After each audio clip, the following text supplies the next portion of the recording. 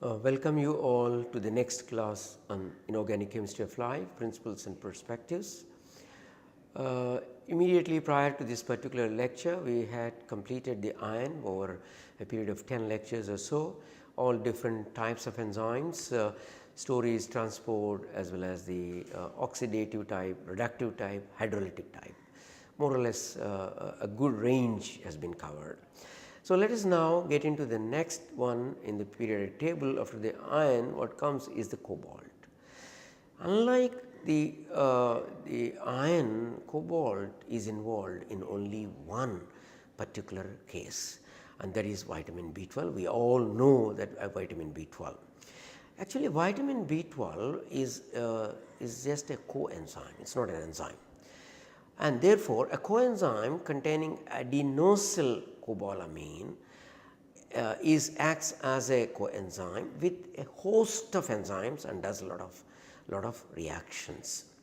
So, therefore, you can see that water soluble vitamins has a key role in brain and nervous systems and functions very well, and it is one of the 8 B vitamins. It is involved in a variety of metabolic processes, particularly DNA synthesis, regulation, catabolism of fatty acids, some amino acids like threonine, methionine, and branched ones like leucine, isoleucine, variety of these things involved.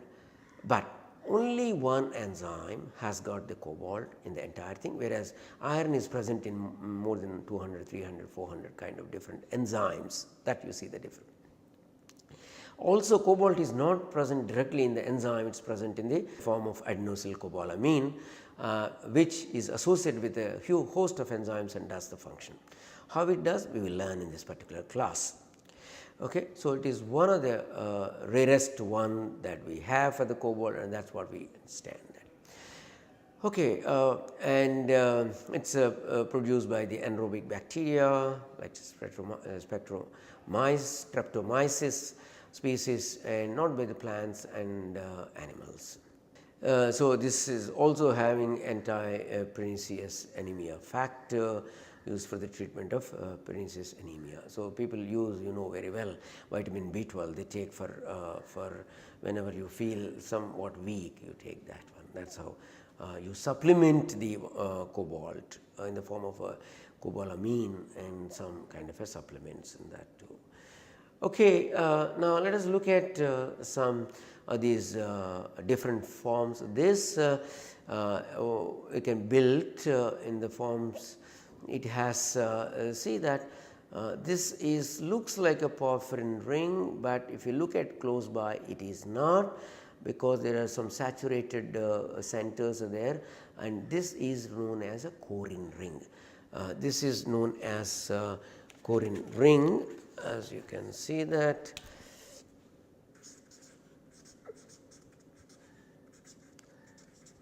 Not heme, not porphyrin. It is somewhat like reduced porphyrin or something, you can say.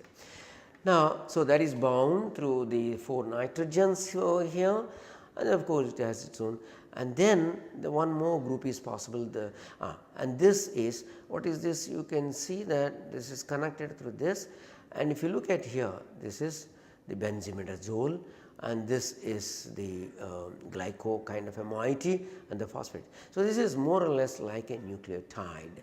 So, it is bound through a nitrogen of the nucleotide. Okay.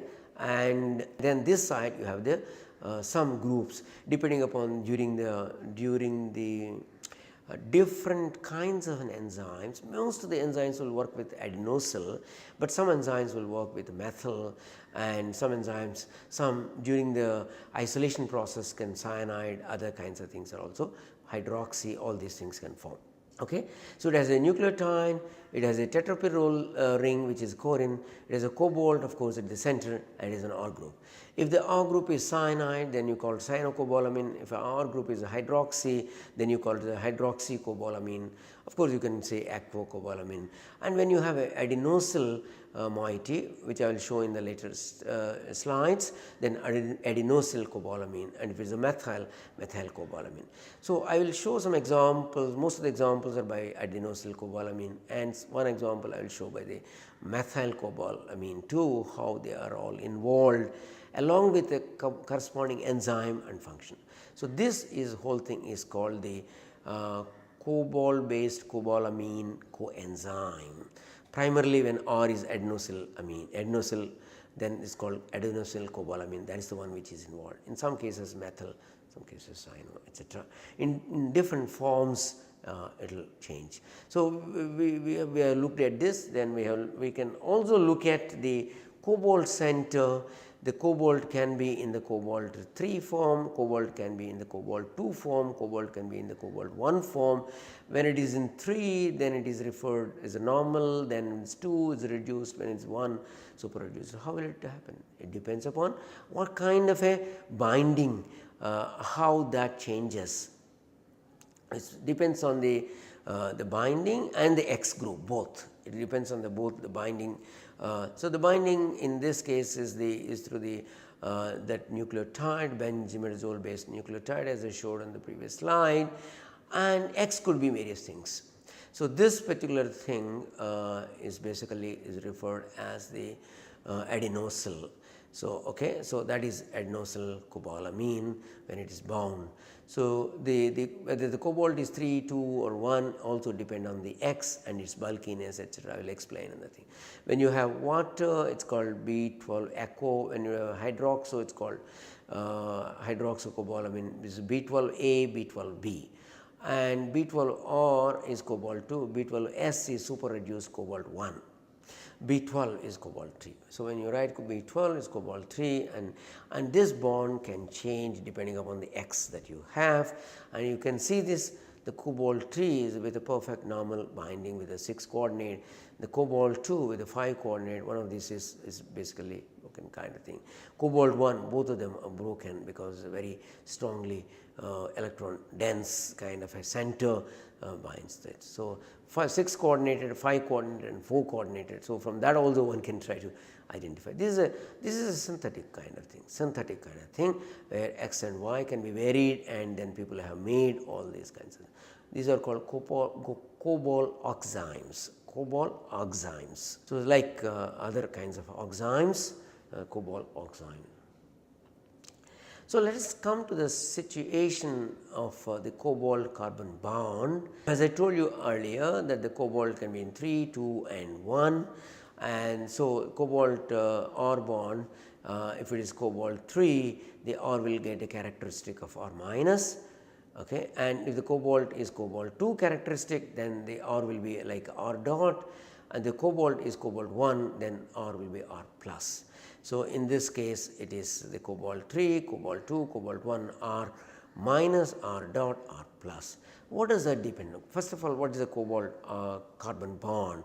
Cobalt carbon bond in these things requires energy of about 25 to 30 kilocalories, which is generally higher than for the catalytic kind of thing. So, therefore, one needs certain kind of a rearrangement, which is also dependent on the X group that you have. So, the one is axial ligand, and the bond dissociation energies are accompanied by the reduction of the cobalt center from cobalt 2 to cobalt 1, and decrease in the electron. If you decrease the electron donating ability of this fifth coordination or the axial ligand, then you can stabilize the cobalt 2. If more electron donating property, it will become cobalt 1 and R plus. If it is much lower in electron donating capability, then it will be cobalt 3 and R minus. So, these are the things. So, therefore, all these will, and the second important very point is the X group its steric parameter. So, because this whole thing is going to interact with the enzyme. So, therefore, the R group that is present, X group that is present on the cobalt center between the choline ring and this one. So, in the case of adenosyl cobalamin, it influences the strength of the cobalt C bond. So, whatever you have in the 6th coordination, its steric bulkiness, its interaction with the, when it interacts with the enzyme, how the conformational changes will influence the bond, these all will decide the breakage. So, essentially whether it will break as cobalt 3 R plus, cobalt 2 R dot, cobalt 1 R minus, cobalt 1 R plus, sorry, cobalt 3 R minus, cobalt 2 R dot, cobalt 1 R plus. So, these are the kinds of things. So, having looked at that, let us try to understand this different electronic states. When you have a cobalt 3 okay, you have a 6 electrons and the cobalt 2 the 7 electrons D, and cobalt 1 8 electrons. So, if you look at this and try to fill this, and they are all filled early, and there is a empty orbitals and the ones which you have these empty orbitals. That means it is capable, it is like a Lewis acid. So, it is capable of accepting an electron pair low lying on the empty orbital. Now, you come to this, the 7th electron is here, therefore, this electron only one single, therefore, it is a radical kind of thing. So, radicals can be very reactive too. And if you look at this one, you have both the electrons are filled. So, it is a pair. So, there will be a nucleophile. So, electrophile, radical, nucleophile. This is B12, this is B12R, B12S. So, these are the, so B12 is cobalt 3, B12R is cobalt 2, B12S is cobalt 1, and that is what we get. Now, having looked at the characteristics of the cobalt center oxidation state, binding from the benzimidazole, binding from the X point of view, and whole thing interacting with the protein, and what kind of reactions these guys are involved, the cobalamin based enzymes. Basically, they do a kind of a breakage and makeage, break a bond and make a bond. So, you can see this example C1, C2, the C1 has X, and on this side C2 has X. So, it is because there is a hydrogen and shift, it is called a hydride shift, in this case 1,2 hydride shift, 1,2 hydride shift. And if the X is acyl or alkyl group, it is called class A kind of a reaction, and this is again different enzymes are associated. And if you have a nitrogen containing ligand, it will be class B. If you have OH or amine, and at the end the water is eliminated or ammonia is eliminated, then such a kind of class of reactions are class C. No elimination in A and B, there is a water or ammonia elimination in class C. So, overall the cobalamin enzymes, cobalamin coenzymes are associated with a host of enzymes and does the reaction of A type, class A type, does the reactions of class B type, does the reactions of class C type, okay, and that is clear. So, what would happen at the adenosyl center? That is, let us look at. This is a part of adenosyl and the cobalt carbon bond. So, through this is not from the other side, this is from the adenosyl side, and this adjusts in such a way because its bulkiness in such a way, it always goes to the cobalt 2 with this particular radical here. Actually, CH2 is a radical, and such a radical can induce a radical in the substrate and transfer the hydrogen to this and become CH3. So, the CH2 radical can become CH3, and then radical is associated here, and then that radical can rearrange, etc., etc. So, you generate a radical by breaking the cobalt carbon bond as the cobalt adenosyl, and this radical is transferred to the substrate, and substrate gives the hydride and becomes methyl, and again goes to substrate radical, and substrate can make any kind of a changes and become a product. And now this is transformed to methyl, then there is another set of enzyme which will remove this hydrogen as a H dot and then go back to the cycle kind of thing.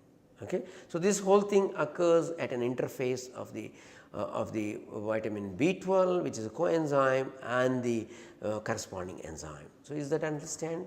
We have explained what are the different kinds of things, then we have looked at the what different types of cobalts 1, 2, 3, and what kind of an X group and adenosyl, how does that break. So, I said the reactions of the A type, reactions of the B type, reactions of the C type. Let us look at some of the reactions. For example, glutamine mutase. If you look at this and one of these carbon, there is a shift, 1,2 hydride shift, that becomes methyl group. So, this goes and connects here and this becomes CH3, and that is where the 1,2 hydride shift. Here you have this methyl that will get converted into methylene and then get inserted into this. So, it is a 1,2 hydride shift. Again here another 1,2 hydride shift. So, these are all A type kind of things where you have the groups of the mentioned there. So, these are mutases, mutase. So, all these mutases obviously are involved in 1,2 hydride shift. Then B type where nitrogen kind of ligands are there, but no elimination takes place, and you see that, and this shifts over here. So, NH2 and methyl group, and shifts over here. So, NH2 and methyl group. So, this is lysine mutase, alpha lysine mutase, beta lysine mutase. It has NH2 group, nitrogen containing, but no elimination of anything happens. So, class A type 1,2 hydride shift, class B type hydride shift, but having a nitrogen. So, that will become amine group and that will rearrange. And then you have a class 3 type, class C type, where it is after the 1,2 hydride shift there is an elimination of water or ammonia. Look at the glycerol dehydrase, and this one, this will become the 1,2 shift, that will go into 2 hydroxyl groups on the same, which is called gem dihydroxy, and this is, we know very well from the organic chemistry, this kind of a situation most often leads to the elimination of water and then gives this one obviously. And another example, propane 1,2 dioldehydratase, again will go to the aldehyde. So, this kind of reactions are type C, and in this case it is the amine which you have. So, therefore, it is the NH2 plus H, that is ammonia is lost, and then so either the ammonia loss or the water loss, any of these things will happen with this too. These are class 3. So, now I explained you the class A type of reactions, class B type of reactions, class C type of reactions in all these things, and let us look at their mechanistic aspects. Let us look at the last example. We have taken dioldehydratase. Dioldehydratase means water kind of thing. So, the enzyme, let us take in the normal situation Cobalamine adenosyl. This is the adenosyl cobalt, this is the rest of the enzyme. So, this enzyme Cobalamine enzyme, these are associated, this is coenzyme.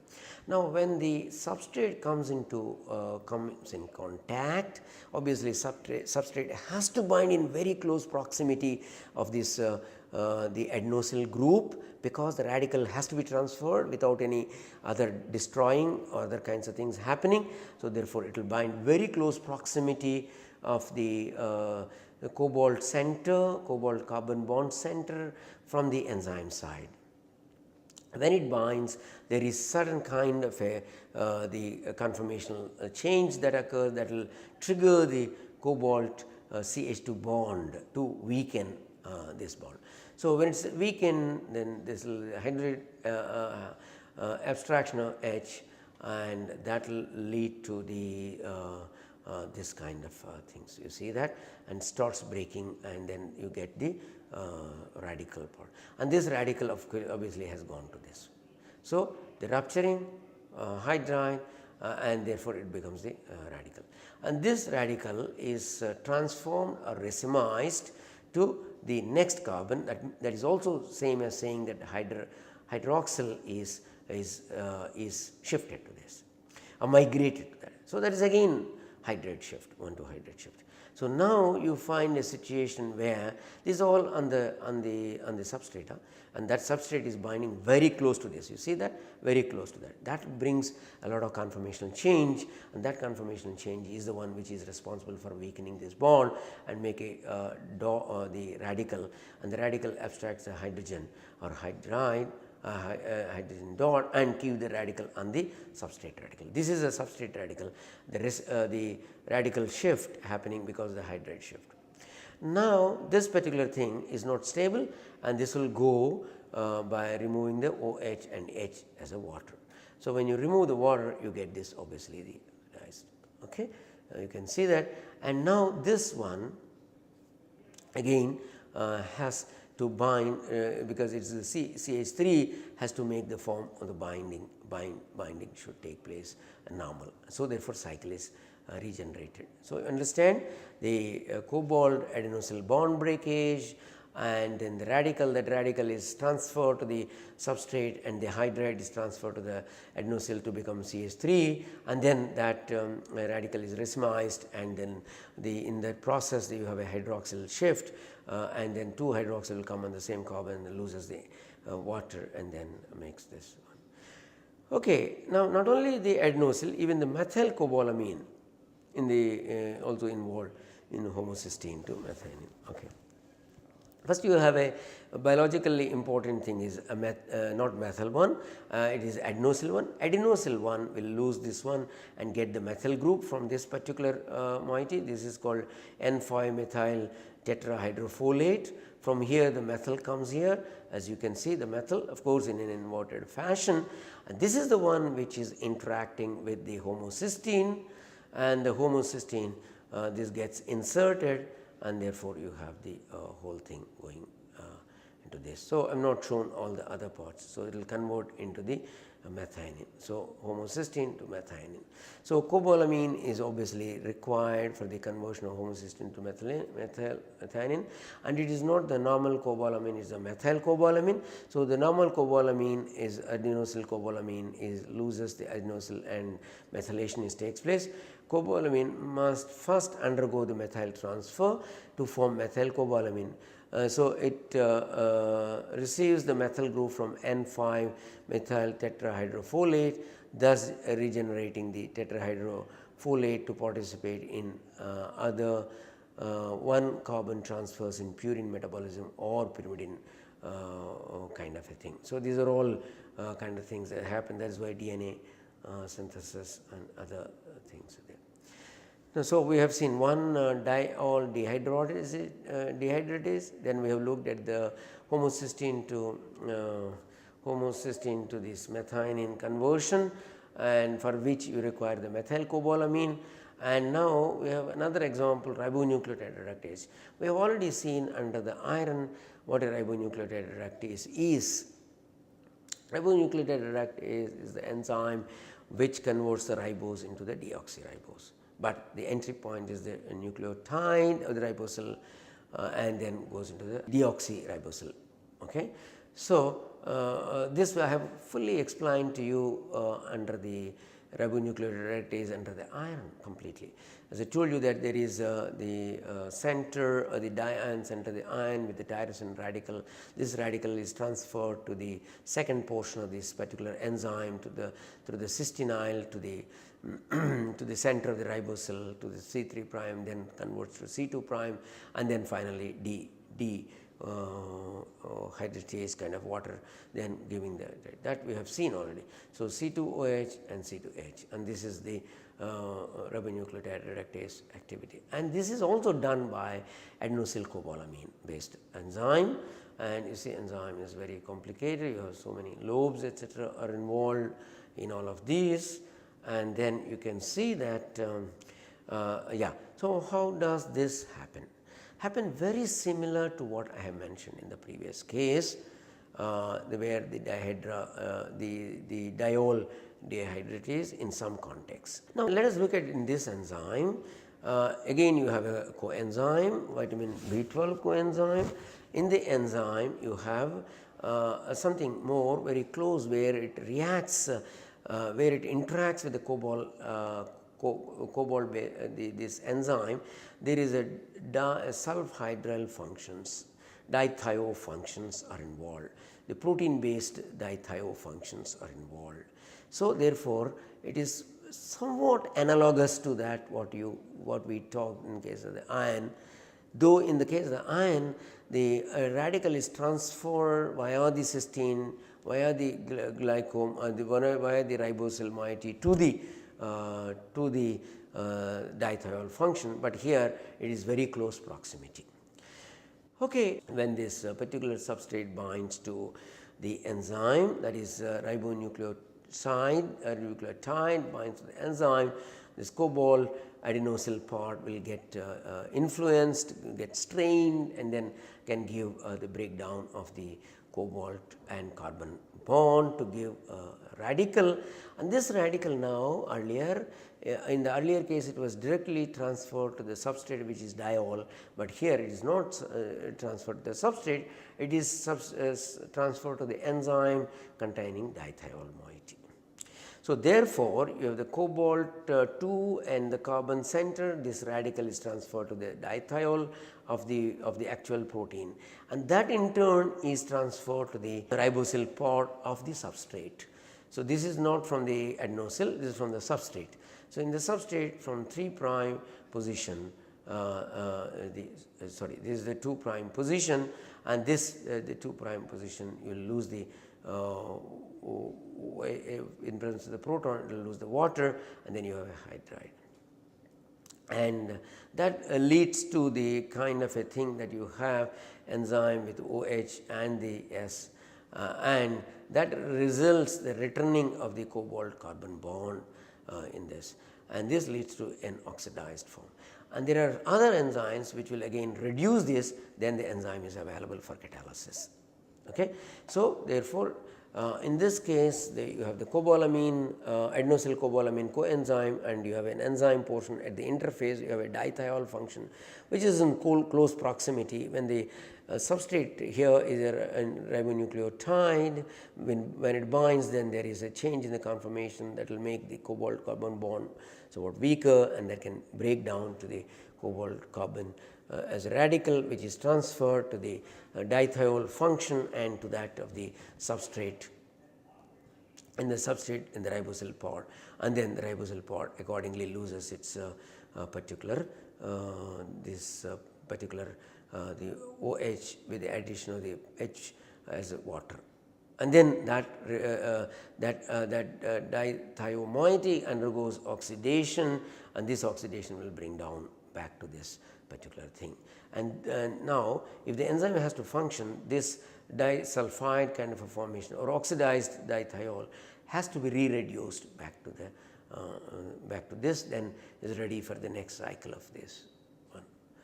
Okay. So, in effect what we have learned, unlike iron, cobalt is involved in only one the coenzyme, that is called vitamin B12, where the adenosyl is involved, whereas iron is involved in hundreds of enzymes and variety of reactions. And in case of the cobalamin, all the reactions are of the hydride shift kind of a thing, and in most of these cases is the cobalt and carbon bond is broken in the form of a cobalt 2 and the carbon dot. For this what is required is the binding of the substrate, and the adenosyl moiety itself provides static strain, and you know this vitamin B12 coordinates or combines, not coordinates, combines with that of the main enzyme and the substrate binding. These will bring a lot of change in the steric factors at the center of the cobalt carbon bond of the adenosyl, and that will weaken the bond, and that bond will rupture or break, and that is one which is resulting in the form of a radical. And then the rest of the story is either the radical is transferred to the substrate or the radical is transferred to the thiol moiety in one case, and then transferred to the substrate part of it. So, we have 3 different classes of reactions, class A, class B, class C, but in all the cases it is the hydride shift which is important. In the class A you have acyl groups and other ones, class B you have nitrogen containing groups, but in the transformation no breakage or no loss of any moiety occurs. In class C, the transformation of the 1,2 hydride shift will transform as a hydroxyl group or amine group, and in case of amine group it will be ammonia which is eliminated. In case of the OH it is the water that is eliminated, because germ dihydroxy groups are not stable and they lose. So, overall what we say is that the cobalt carbon bond is broken in the form of cobalt to carbon dot, particularly in case of adenylyl cobalamin, and then the reactions go through the radical kind of a mechanism.